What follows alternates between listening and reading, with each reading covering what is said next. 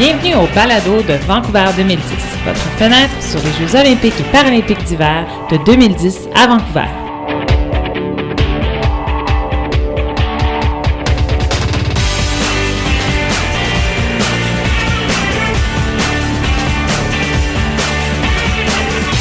Here's how snowboardcross works. All the riders start by racing themselves against the clock, so the top 32 will then advance onto the heats. Heats are of 4 riders each. They're jostling around for position, and the top 2 riders will then advance to the next round of heats. You're left with a final 4 towards the end. The top 3 move on to the podium, and you have a winner. Simple as that.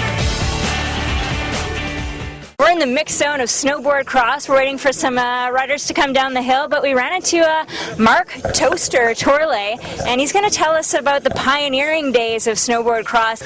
It originated by a guy named Steve Reckschafter. He came up with the idea. They shot a movie, and it was with 8 or 12 snowboarders racing down the mountain. In Whistler? Yeah, it was in Whistler, and I think Greg Stump was the producer of that film, and then it just turned into this sport called bordercross. What should a spectator know about the sport when they're watching on TV?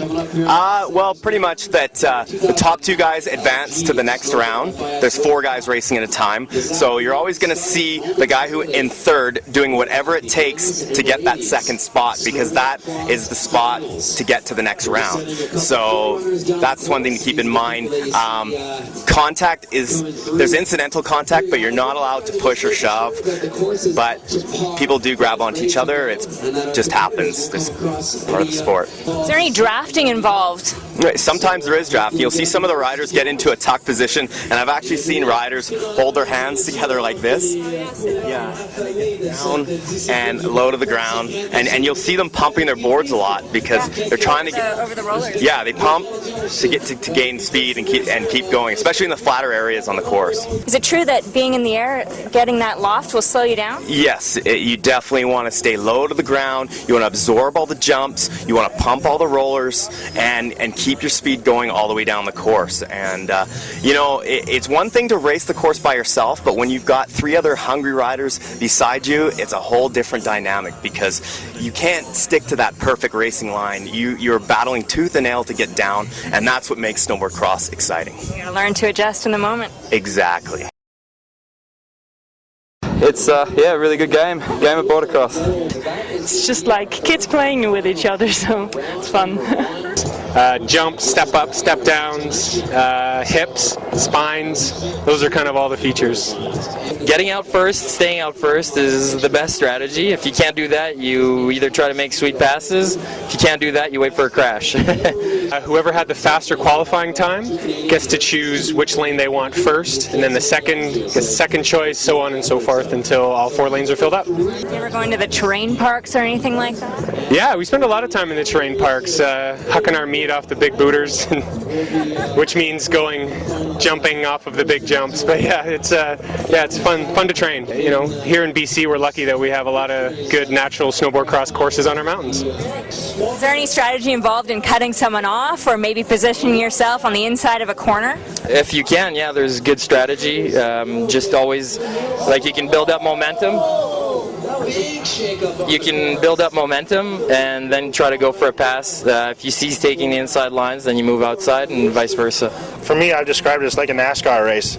You get in touching with people, there's a good chance you can take both people out. Depends who they are, but if they deserve some good collisions, you give it out. And if they're nice people, then you hold back. You got to focus on your own riding and make sure that you're doing the very best you can, and then deal with the other riders after that. There's elements of endurance as far as the days being so long, the courses being really long, but each feature has to be dealt with a lot of power strength. So it's just such a combination. I think it's a really good way to sum up how good of an all-round snowboarder you are. Everyone thinks there's luck. Very rarely. Anything that can improve your glide, that's what you need, and a lot of it. Do you have a wax technician or you do it yourself? Wax tech. Yeah, they know a lot more and they can spend a lot more time, better time working on the board. I wear Dainese body armor. I'll show it to you here. It's got plastic on it here for protection. It's got little shoulder cups, elbow pads, and a big back pad too, because you never know what's going to happen. And unfortunately, sometimes you go down when you're not expecting to, and this stuff really saves you. What are you doing when you're not snowboarding? I'll be doing plenty of gigs and festivals, sort of like reggae beach music with my band. Best book you've read lately? Oh, I just recently finished the 7th Harry Potter book, and I'm not ashamed of it. I'm happy about it. What might life after snowboarding look like? Peaceful. Definitely peaceful. After snowboarding, it'll be the blueberry farm, the kids, and coaching, maybe equipment testing, and we'll see. But a lot of good things. When you're a kid, what did you want to be when you grew up? Two things. I want to be a firefighter, and I want to be a best snowboarder. And you were a firefighter for a bit, weren't you? Yes, I am. I am a firefighter, and I'll be the best snowboarder. I was a competitor. I always wanted to win. There was nothing, there's one time I came from a soccer game and we lost, and I was in tears, just upset. I think my son's pretty much the same way. Just a competitive person who wants to win all the time, and I'm so mad out there giving 120%, 100%, and other people out there you see they just don't give that 100%, and it's hard. That's why I got out of team sports. I was that kid that wanted to do everything himself. And it's just, when I put my mind to it, I can do anything. And when I was a kid, it was the exact same. So it hasn't changed? It hasn't changed a thing.